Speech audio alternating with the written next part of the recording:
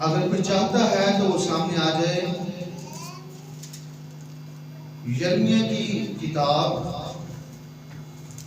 उसका बाब नंबर 8, ईसाई की किताब के बाद यिर्मयाह की किताब आती है और उसका बाब नंबर 8 आयत नंबर 21 से हम खुदा की आवाज को, खुदा के कलाम को पढ़ेंगे, सुनेंगे। जल्दी से निकाल कर सामने आ जाएं ताकि हम इसको पढ़ सकें।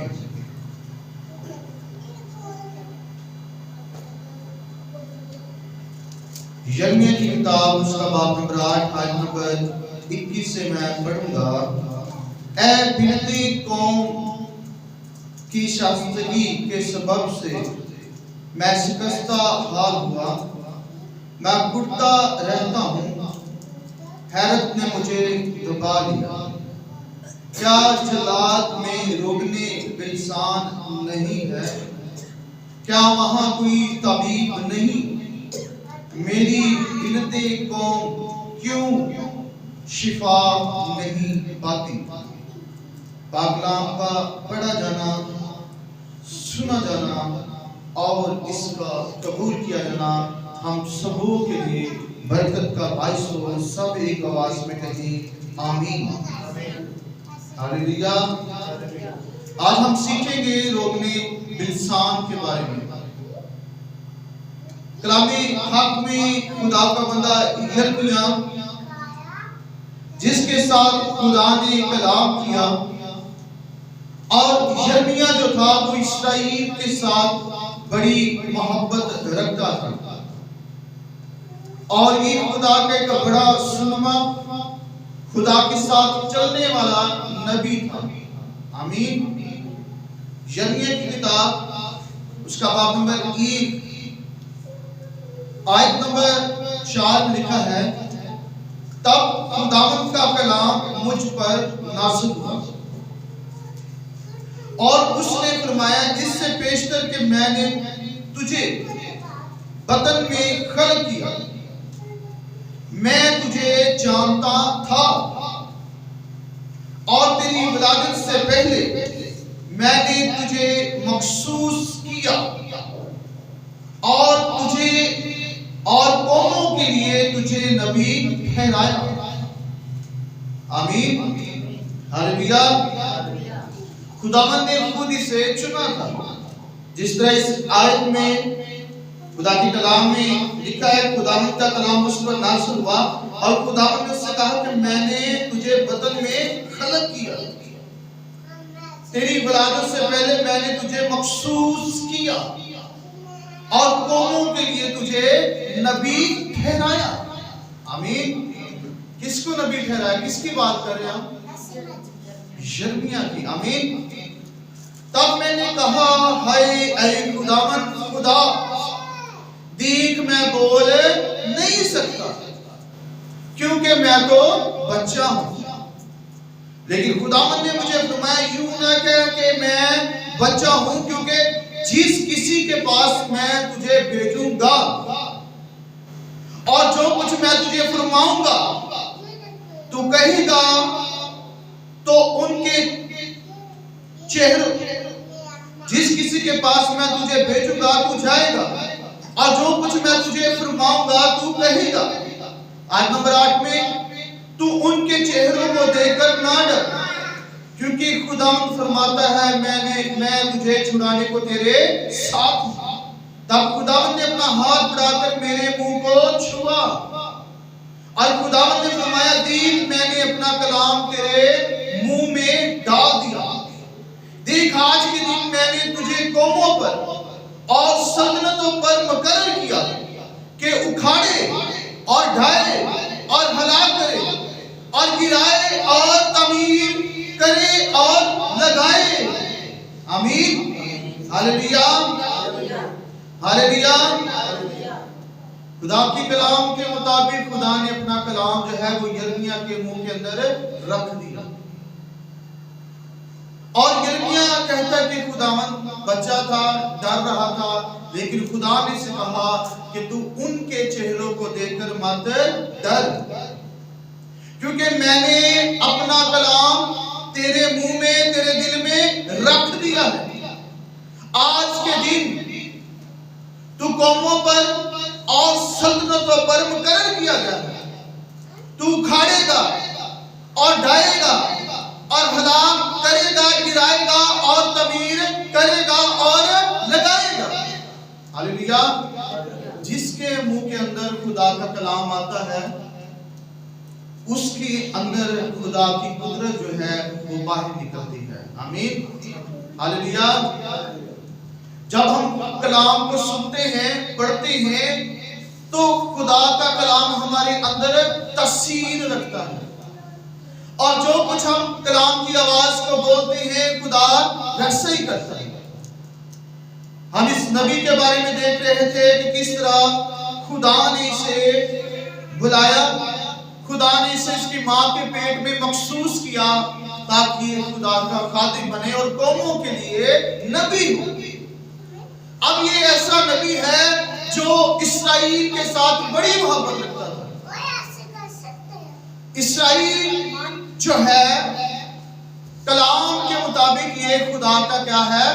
पेलोठा है। क्या है? और पेलोठा क्या है? पेलोठा बेटा है जिसे खुदावंद ने कौमों से अलग कर लिया, जिसे खुदा ने सेपरेट कर दिया ताकि ये खुदा के बेटे और बेटियां हों। आमीन। हालेलुया। और इसी तरह कलीसिया जो मसीही कलीसिया है, ये कलीसिया भी सेपरेट है और इससे भी खुदावंद यीशु ने क्या किया है? अलग किया है। कैसे अलग किया? वो जो यहूदी हैं वो खुदा के कबीला में से हैं। 12 कबीले, बाप इब्राहिम, इसहाक और यकूब। और यकूब के कितने बेटे थे? 12 बेटे थे और 12 बेटे खुदा के साथ उनका तल्लुक था गहरे तौर पर अहद के मुताबिक। और जो कलीसिया है ये भी सेपरेट कलीसिया। कैसे की गई? वो पेलोठे हैं और हम यीशु के लहू से खरीदे गए हैं। आमीन। एक बेटा होता है और एक लाभ पालक बेटा है। बेटा जो है इसराइल है, पेलोठा है, और कलीसिया जिसे यीशु मसीह ने अपने खून से खरीद लिया और हम खुदा के लाभ पालक या अडॉप्टेड बेटे और बेटियां बन चुके हैं। आमीन। और अब हमारा घराना क्या है? एक है। अब यिर्मयाह जो खुदा का नबी है, खुदा इसे आने वाले वक्त के बारे में बता रहा है कि इसराइल बार बार मेरा गुनाह कर रहा है। ये मेरा पेलोठा है जिसे मैंने सेपरेट किया है, जिसे मैंने दुनिया के कौमों, कबीलों में से और सल्तनतों में से चुन लिया, लेकिन ये बार बार क्या कर रहा है? गुनाह कर रहा है। आमीन। आइए यिर्मयाह की किताब उसका बाब नंबर 8 में खुदा का बंदा यिर्मयाह क्या कर रहा है? गम कर रहा है। क्यों गम कर रहा है? इसलिए वो खुदा इब्राहिम का खुदा है, उसे इसराइल ने छोड़ दिया। इसहाक के खुदा की परस्तिश इसराइल ने छोड़ दी। याकूब के खुदा की परस्तिश, इबादत और उसे सजदा करना इसराइल ने छोड़ दिया। अब खुदा ने कहा कि मैं इस पर गजब भेजूंगा, इसे सजा दूंगा, ये तितर बितर हो जाएंगे। यहां तक ये किसी भी दुनिया के हिस्से में चले जाएं, चाहे ये कहीं भी रहे, मैं हलाक करने वाली तलवार इनके पीछे भेजूंगा और जिस गांव में, जिस मुल्क में, जिस गांव में होंगे, इनके बच्चों को मारूंगा, इनको कत्ल करवाऊंगा और इन पर एक बड़े ही सजा का हुक्म सादर करता हूं। जब खुदा ने ऐसा कहा तो कलाम में लिखा है यिर्मयाह मर्दे खुदा था। यिर्मयाह इसराइल से मोहब्बत करता था, यिर्मयाह कलीसिया से मोहब्बत करता है और वो खुदा के सामने गम करता है। क्या गम करता है? आइए खुदा की कलाम में लिखा है,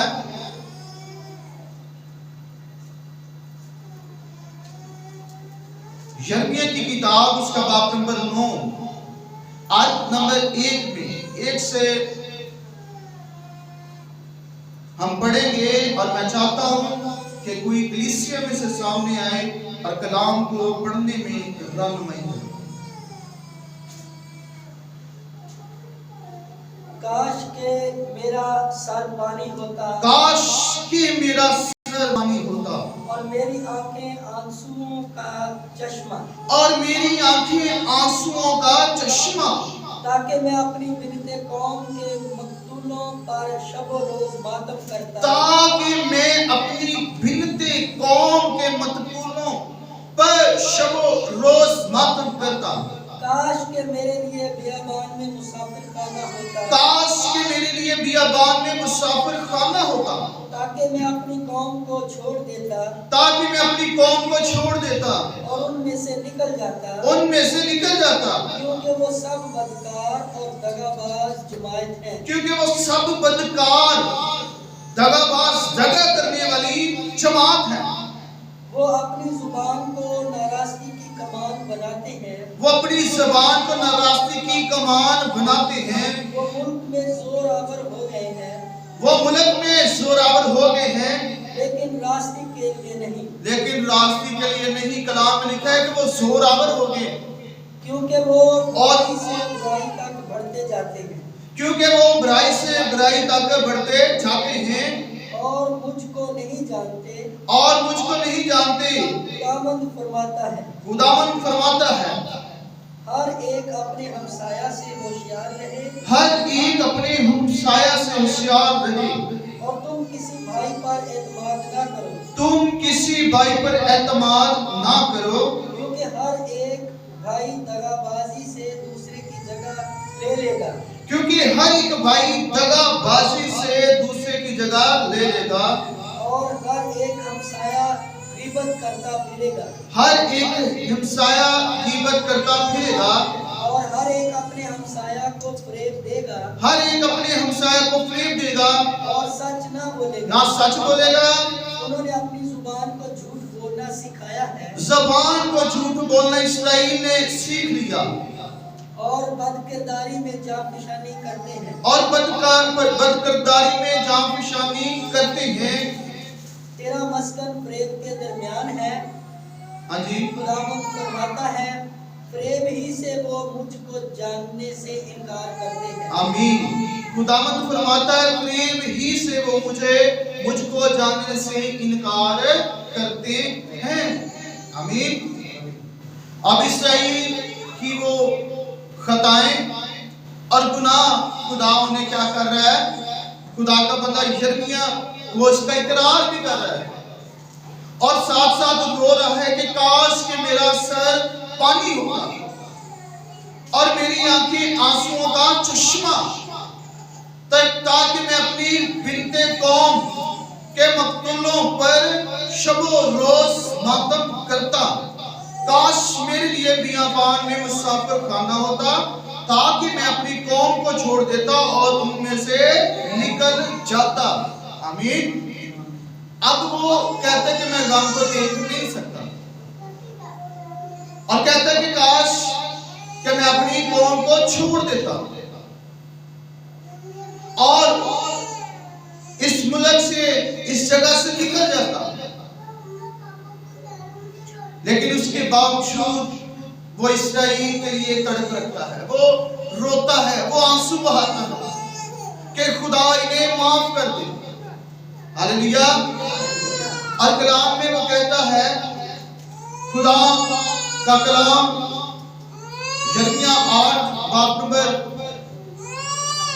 22 में लिखा है, क्या जलाल में रोकने बिलसान नहीं, क्या वहां कोई तबीब नहीं, मेरी बिनते कौम क्यों शिफा नहीं पाती।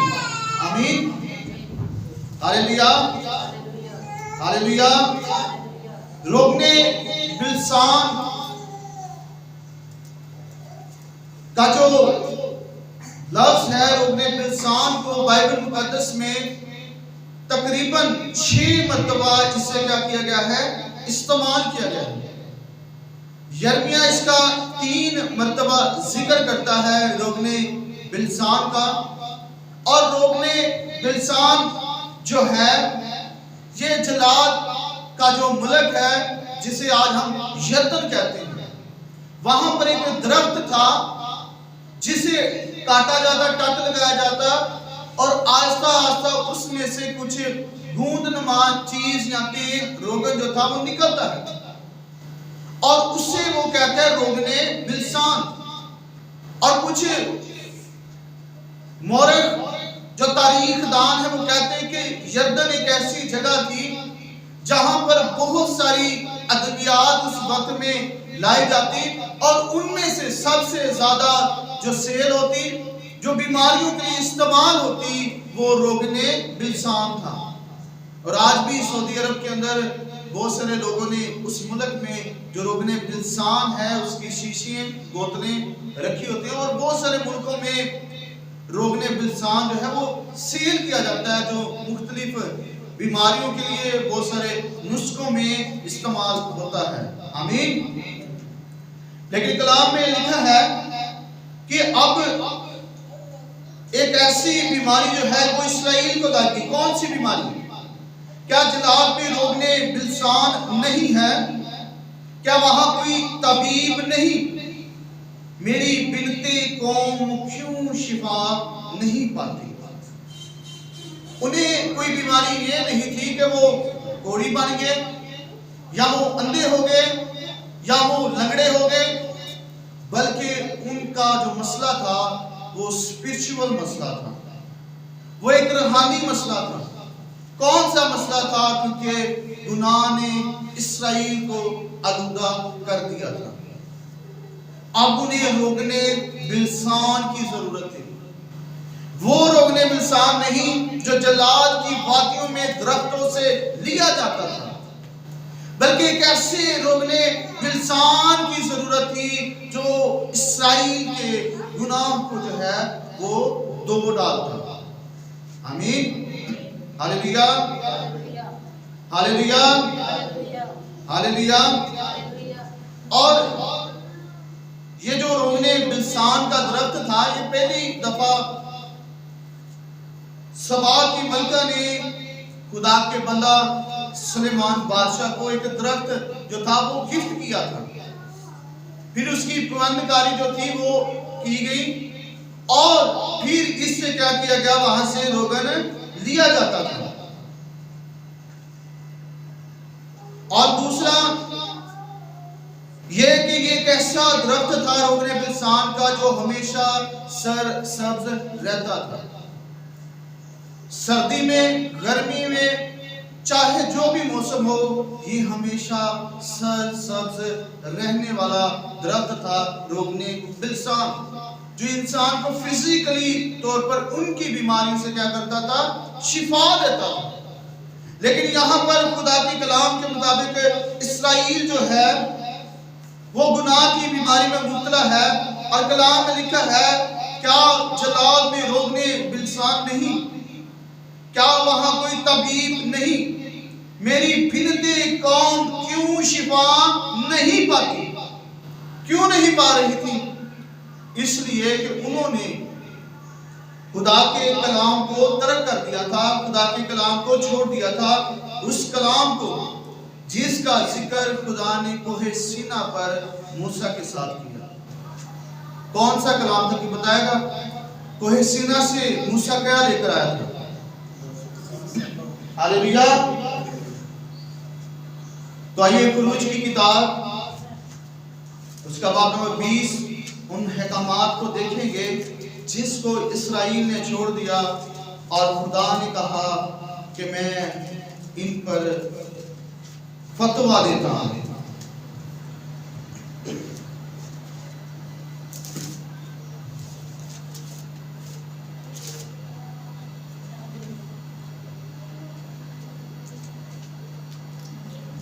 खरूज की किताब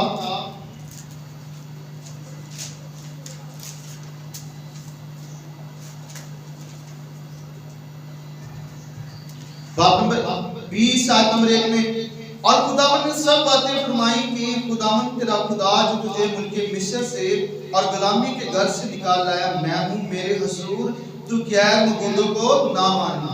इसराइल ने क्या किया?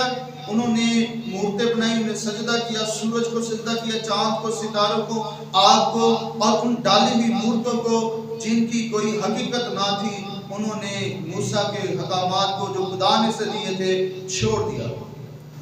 मेरे हुजूर तो गैर मबूदों को ना मानना, तो अपने लिए कोई तराशी हुई मूर्त ना बनाना, ना किसी चीज की सूरत बनाना जो ऊपर आसमान में या नीचे जमीन पर या जमीन के नीचे पानी में है, तो उनके आगे सजदा ना करना, ना उनकी इबादत करना, क्योंकि मैं खुदावंद तेरा गयूर खुदा हूं। गयूर कहते हैं गैरत वाला खुदा, आमीन, यानी कि गैरत करता है कि अगर उसके सिवा किसी की इबादत की जाएगी तो खुदा नाराज हो जाएगा। और मुझसे अदावत रखते, जो मुझसे अदावत रखते हैं उनकी औलाद को तीसरी चौथी पुश्त तक बाप दादा की बदकारी की सजा देता हूं। आयत नंबर 6, और हजारों पर जो मुझसे मोहब्बत रखते हैं और मेरे हुक्मों को मानते हैं रहम करता हूं। तो खुदावंद अपने खुदा का नाम बेफायदा ना लेना, क्योंकि जो कोई उसका नाम बेफायदा लेता है खुदावंद उससे भी गुनाह ना ठहराएगा। याद करके तू सब्बत का दिन मानना, 6 दिन तू मेहनत करके अपना सारा काम काज करना। 6 दिन काम करना तो 7वें दिन की करना, की कहा मूसा ने, खुदा ने, लेकिन 7वें दिन खुदावंद तेरा खुदा, लेकिन 7वें दिन खुदावंद तेरे खुदा का सब्बत है। क्या है? मैंने एक बार पहले भी बताया था, पास्टर जे रॉकली वो ऐसे टीवी पर आता था, मैंने उसकी गवाही सुनी। उसने कहा जब मैं बहुत गरीब था, मेरे पास मेहनत मजदूरी करने को कुछ नहीं था, तो मुझे एक जगह पर जॉब मिली, तो वो जॉब अच्छी थी, सैलरी भी अच्छी थी, लेकिन सब्बत के दिन मुझे छुट्टी नहीं दे रहे थे। तो मैंने उस जॉब से क्या कर दिया, इनकार कर दिया। तो इतनी गुर्बत मेरे का मुझे सामना करना पड़ा कि मैं और मेरी बीवी पत्थर उठाते थे और हमारे बच्चे जो थे, हम एक कपड़े से उन पर छांव करते, वो वहां बैठे रहते और हम पत्थर उठाते थे। लेकिन आस्ता आस्ता खुदा ने से क्या दी, बरकत दी। तो आप उससे जानते हैं। इसीलिए इंसान को सब्बत के दिन का क्या करना चाहिए, एहतराम करना चाहिए, ताकि खुदा हमें बरकत दे। आमीन। लेकिन 7वें दिन खुदावंद तेरे खुदा का सब्बत है, उसमें ना तू कोई काम करे, ना तेरा बेटा, ना तेरी बेटी, ना तेरा गुलाम, ना तेरी लोंडी, ना तेरा छुपाया, ना कोई मुसाफिर जो तेरे फाटकों के अंदर हो, क्योंकि खुदावंद ने 6 दिन में आसमान, जमीन और समुद्र और जो कुछ उनमें है वो सब बनाए, और 7वां दिन इनाम का है। इसलिए खुदावंद ने सब्बत के दिन को बरकत दी और उसे मुकद्दस ठहराया। आमीन। 7वें दिन को क्या किया खुदा ने, और उसको बरकत दी। ऐ जड़ा दिन ना बरकत है। ਅਸੀਂ 25 दिसंबर ਨੂੰ ਕਹਿੰਦੇ बड़ा दिन। बड़ा दिन इसलिए है कि हम उस दिन यीशु की क्या करते हैं, बर्थडे सेलिब्रेट करते हैं। तो आज का जो दिन है ये भी खुदा की तरफ से, ये भी एक बड़ा दिन है। क्यों? क्योंकि खुदा ने ये दिन मुकर्रर किया है। खुदा ने इस दिन को क्या किया, मुकद्दस किया। इस दिन का भी लोग समझते शायद साढ़े गुनाहों का हिसाब होवे, लेकिन मैं समझदा खुदा के कलाम के मुताबिक सब्बत के दिन का भी हिसाब रहेगा। कि खुदा ने कहना तेरे जिंदगी च इन्ने सब्बत आए सी जिन्हां च तू 1000 सब्बत दे विचों सिर्फ 400 दिन आया, बाकी किधर? कलाम में लिखा है कि खुदावंद ने सब्बत के दिन को बरकत दी। किस दिन को? इसराइल सब्बत में भूल गया सी। क्यों भूल गया सी? दुनिया के दूसरे देवी देवताओं को क्या कर रहे थे, सजदा कर रहे थे। अगली गल, तू अपने बाप और मां की इज्जत करना ताकि तेरी उम्र उस मुल्क में जो खुदावंद तेरा खुदा तुझे देता है दराज हो। तू खून ना करना, तू ज़िना ना करना, तू चोरी ना करना, तू अपने पड़ोसी के खिलाफ झूठी गवाही ना देना, तू अपने पड़ोसी के घर का लालच ना करना, तो अपने पड़ोसी की बीवी का लालच ना करना, ना उसके गुलाम और उसकी लोंडी और उसके बैल और उसकी के गधे का, और ना अपने पड़ोसी की किसी और चीज का लालच करना। एक खादम को एक भाई आया, खादम ने उन्होंने 10 हुक्म सुनाए, कलाम सुना रहा था कि तू बेगानी औरत का की आरज़ू ना करना, बेगानी औरत का लालच ना करना। तो क्यों भाई पास्टर साहब कहना अपनी ना तो बांधी नहीं, यही किदा दा कलाम ना अपनी ना बांधा, ना खुदा के से ना करन दिंदा रात तक। तो खुदा के कलाम के मुताबिक हमें चलना चाहिए, जो कुछ खुदा ने कहा है उसके मुताबिक क्या करना चाहिए, हमें अमल करना चाहिए। खुदा ने कहा है कि बेगानी औरत का लालच ना करना, ना अपने पड़ोसी की क्या करना, जो उसके खिलाफ झूठी गवाही देना, ना खून करना, ना ज़िना करना। आमीन। लेकिन इस्राएल क्या कर रहा था, ये सारा कुछ कर रहा था यिर्मयाह के दौर में। गैर मबूदों को सजदा भी कर रहे हैं, तराशी भी मूर्तें भी बना रहे हैं, खून भी बहा रहे हैं, ज़िना भी कर रहे हैं, चोरी भी कर रहे हैं, झूठी गवाही भी दे रहे हैं, और बेगानी औरतों का, दूसरी कौमों का अपने हमसायों के घर में नजर भी डाल रहे हैं। आज कलीसिया के अंदर एक बेरा रवि है। क्या रवि है? कलीसिया चर्च में क्यों आती है? क्यों आती है चर्च? क्यों आने तुझी? कलाम सुनने के लिए, इबादत करने के लिए और खुदा से राब्ता करने के लिए, इंग्लिश में खुदा से कनेक्शन के लिए। तो हमें खुदा के साथ कनेक्शन करना चाहिए। आइए यिर्मयाह की किताब को खोलेंगे।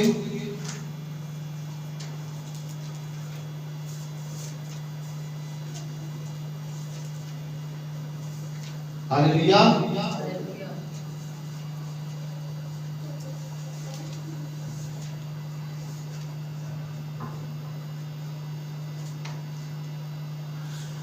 और इसी तरह हम इफ्सियों में से एक हवाला लेंगे। इफ्सियों में भी खुदा का बंदा पौलुस रसूल कहता है, इफ्सियों 5:5,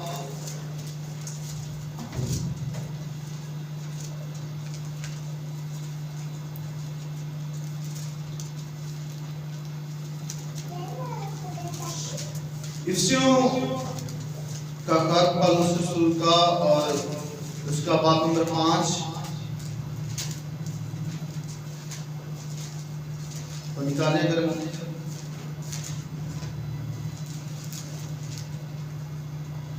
आयत नंबर 3 में लिखा है, बल्कि एक से मैं पढ़ देता हूं। बस इफ्सियों 5 आयत नंबर 1, बस अजीजों फर्जंदों की तरह खुदा की मानद बनो। क्या लिखा है? बस अजीजों फर्जंदों की तरह, यानी कि बेटों की तरह खुदा की मानद बनो और मोहब्बत से चलो, जैसा मसीह ने तुमसे मोहब्बत की और हमारे वास्ते अपने आप को खुशबू की मानद खुदा की नजर करके कुर्बान किया। हालेलुया। हालेलुया। यीशु ने अपने आप को खुशबू की तरह कुर्बान कर दिया। हालेलुया। असि अगरबत्तियां तो बड़ियां देखियां, अगरबत्ती जो जलती है तो सड़ते आती है, लेकिन क्या करती है? खुशबू देती है। इसी तरह यीशु ने अपना आप हमारे लिए क्या कर दिया? कुर्बान कर दिया, ताकि हम क्या करें? हम खुदा के बेटे और बेटियां बन जाएं। हालेलुया। कलाम लिखा है नंबर 3 में, और जैसे कि मुकद्दसों को मुनासिब है तुम में हरामकारी और किसी तरह की नापाकी या लालच का जिक्र तक ना हो, ना बेशर्मी और बेहुदा हुई और ठट्ठाबाजी का, क्योंकि ये लायक नहीं, बल्कि बरअक्स इसके शुक्रगुजारी, क्योंकि तुम ये खूब जानते हो कि किसी हरामकार या नापाक या लालची की जो बुत परस्त के बराबर है, मसीह और खुदा की बादशाही में कुछ मिरास नहीं। आमीन। हालेलुया। आज नंबर 18 में लिखा है, और शराब में मतवाले ना बनो। किसमें मतवाले ना बनो? क्योंकि इससे बदचलनी वाक़या होती है, बल्कि रूह से ममूर होते जाओ और आपस में मज़ामीर और गीत रूहानी गज़लें गाया करो और दिल से खुदावंद के लिए गाते बजाते रहा करो और सब बातों में हमारे खुदावंद यीशु मसीह के नाम से हमेशा खुदा बाप का शुक्र करते रहो। Hallelujah hallelujah hallelujah. गाने ही नहीं गाते जाना, फिल्मां देखनियां तो फिल्मां ही देखती नहीं जानिया। कलाम में लिखा है कि ना शराब पिए बल्कि रूह में ममूर होते जाओ, मज़ामीर यानी कि ज़बूर गाओ, गीत गाओ, रूहानी गज़लें गाया करो और दिल से खुदावंद के लिए गाते बजाते रहा करो। हालेलुया। कोई अड्डे ठीक वो भाई उसने जोर भी लाइएगा, ताली नहीं बजाएंगे। कलाम में लिखा है गाते बजाते रहा करो। आमीन हालेलुया। जब हम ऐसा करेंगे तो खुदा हमारी इबादत से खुश हो जाएगा। कभी इसराइलियों ने देखा असल बच्चे यार खुदा की करते टप टप के चर्च भी ऐसा हिलते रहते क्यों? ताकि एक्टिव रहे। आमीन हालेलुया। चलो एक्टिव होने तालियां बजाओ जरा।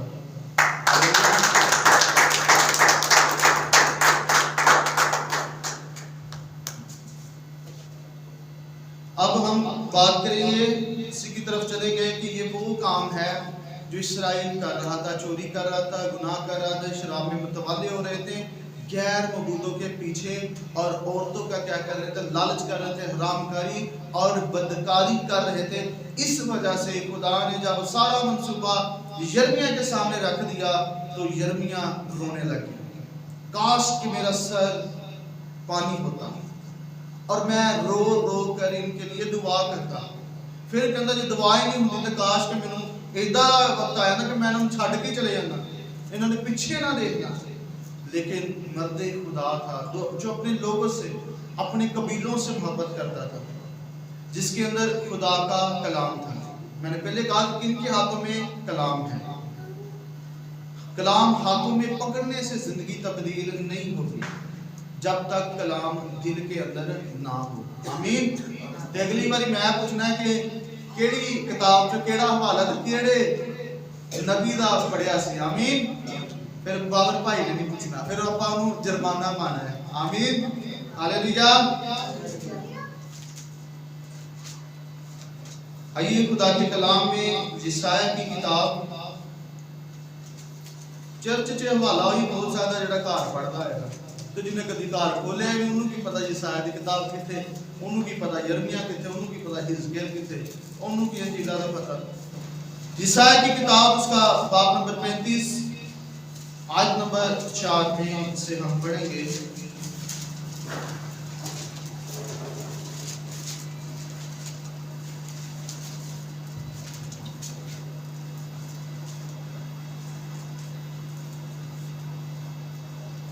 कलाम हक में लिखा है, यशायाह की किताब बाब नंबर 35 आयत नंबर 4 से मैं पढ़ूंगा। उनको जो कच दिले हैं कहो हिम्मत बांधो मत डरो, देखो तुम्हारा खुदा सजा और जसिया लिए आता है। असल रोगने बिलसान कौन है? यीशु है। हाँ खुदा ही आएगा और तुमको बचाएगा। उस वक्त अंधों की आंखें वार की जाएंगी और बहरों के कान खोले जाएंगे। तब लंगड़े हरन की मानद चौकड़ियां भरेंगे और गूंगे की जबान गाएगी। क्योंकि बियाबान में पानी और दहशत में नदियां फूट निकलेगी, बल्कि सैराब तैराब हो जाएंगी और प्यासी जमीन चश्मा बन जाएगी। हालेलुया। यीशु ने कहा जो प्यासा हो वो मेरे पास आए और आबे हयात में से मुफ्त ले। जिंदगी की रोटी मैं हूं, जिंदगी का पानी मैं हूं।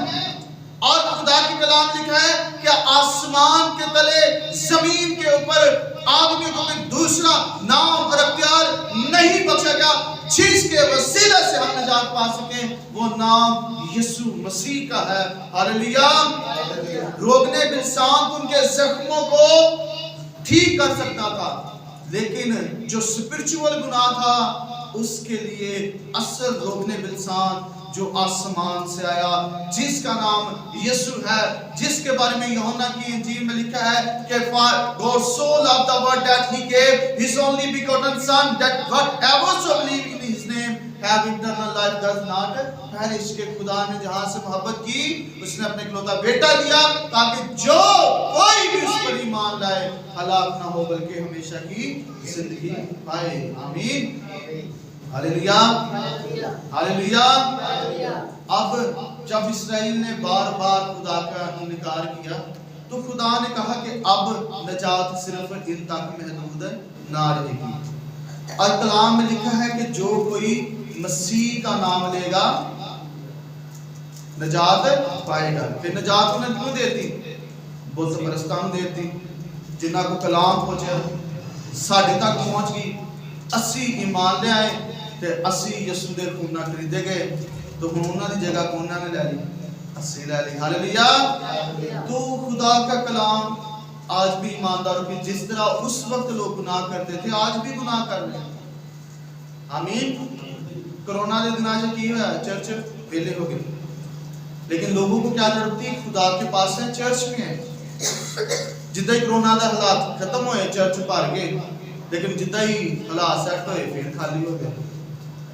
इसलिए हमें चर्च में आना चाहिए। चर्च एक स्पिरिचुअल दरसगाह है जहां पर हम खुदा का कलाम सुनते हैं, जहां पर हम खुदा की इबादत करते हैं, खुदा की परस्तिश करते हैं, खुदा की हजूरी में बैठते हैं। आमीन।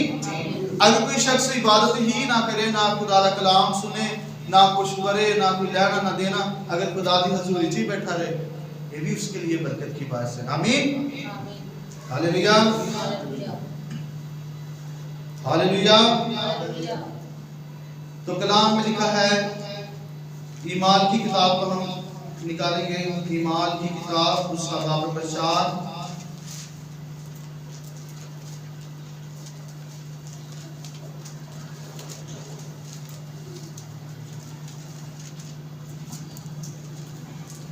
ईमान की किताब बाब नंबर 4 आयत नंबर 12 में ले, और किसी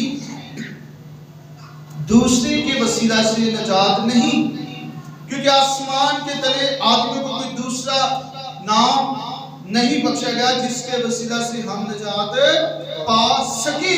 आमीन। हालेलुया। हालेलुया। किसी दूसरे के वसीले से, किसी और रोगने बिलसान के वसीला से नजात नहीं है। नजात यीशु के पास है। हालेलुया। जो कि यीशु के पास आएगा वो नजात पाएगा, वो शिफा पाएगा, वो अपने गुनाहों से रहाई पालेगा। और गुलाम तब तक आजाद नहीं होता जब तक कि बेटा आजाद ना करे।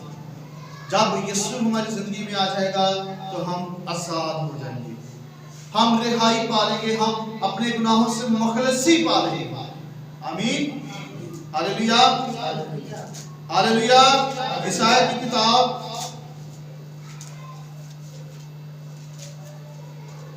बाब नंबर 1 में लिखा है, अब खुदावंद फरमाता है कि आओ हम वहां खुजलत हाजत करें। अगर तुम्हारे गुनाह त्रिमसी हो वो बर्फ की मानंद सफेद हो जाएंगे, और हर चंद अर्गवानी हो तो भी वो ऊन की मानंद उजले होंगे। अगर तुम राजी और फरमाबरदार हो तो जमीन के अच्छे अच्छे फल खाओगे, पर अगर तुम इनकार करो और बागी हो तो तलवार का लुकमा हो जाओगे, क्योंकि खुदावंद ने अपने मुंह से ये फरमाया है। आमीन। हालेलुया। कलाम में खुदा का बंदा ईसाया कहता है कि अगर हम खुदा के साथ कनेक्शन करेंगे तो हमारे गुनाह कितने भी क्रिमसी क्यों ना हो। क्रिमसी केड़ा नाम होता है भला? किसी ने पता है? भैन को पता है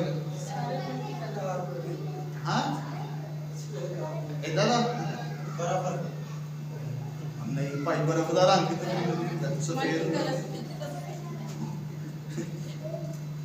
कौन सा कलर टमाटर कलर मल्टी कलर होता है क्रीम से।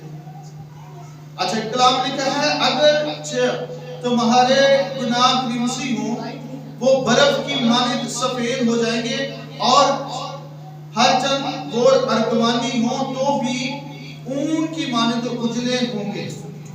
अगर तुम राशि और फर्माबरदार हो तो जमीन के अच्छे फल उगाओगे। हालेलुया। तो हमने क्या करना है, खुदावंद हमें दावत दे रहा है, हमारे गुनाहों को क्या करता है, माफ करता है, हमें पाक साफ कर देता है। Hallelujah hallelujah. और रोगने बिलसान जो है असल यीशु है। रोगने बिलसान को मैंने पहले कहा कि लोग दरख्तों पर टक लगा देते तो आस्ता आस्ता दूधा जो था वो बाहर आता। तो यीशु की सलीब से जब उसे यहाँ पर नेज़ा लगाया गया तो वो भी एक रोगने बिलसान था जिसने इंसान के क्रिमजी और अर्गवानी गुनाहों को बर्फ की मानद सफेद ऊन की मानद कर दिया। हालेलुया। तो खुदावंद का लहू हमें आजाद करता है। आमीन। खुदावंद का खून हमें हमारी नापाक सोचों से, ख्यालों से, उन मंसूबों से पाक साफ कर देता है। हमारे गुनाह माजी के हों, मौजूदा हों, जब हम यीशु का इकरार करते हैं, अपने गुनाहों का इकरार करते हैं और उस पर ईमान लाते हैं तो खुदावंद हमें निजात देता है। आमीन। Hallelujah hallelujah. तो हमारा असल रोगने बिलसान जो है वो यीशु है। हालेलुया। तो आइए हम दुआ करेंगे और इस कलाम को हमने सिर्फ इस चर्च की हद तक नहीं रखना बल्कि इसका घर जाकर भी जरूर मुताला करें। आमीन। हमने किस किताब से हवाला लिया है? यिर्मयाह की किताब से। बाब नंबर कितना? आयत नंबर 21-22। हाँ जी आमीन। यिर्मयाह की किताब बाब नंबर 8 आयत नंबर 21-22 और आगे बाब नंबर 9 में से भी हमने कुछ आयत का मुताला किया है और उसके अलावा हमने कुछ 20 का मुताला किया है। उसके अलावा इफ्सियों 5 में से हमने देखा 1, 2, 3, 4 आयत को और उसके बाद हमने यशाया 35 में से देखा है और उसके बाद यशाया 1 में से देखा है। आमीन। हालेलुया। तो आइए सब हम खड़े हो जाएं, हम दुआ करेंगे। Hallelujah. Praise God. Hallelujah Jesus. Hallelujah. मसीह में बुजुर्ग आसमानी खुदा हम तेरी शुक्र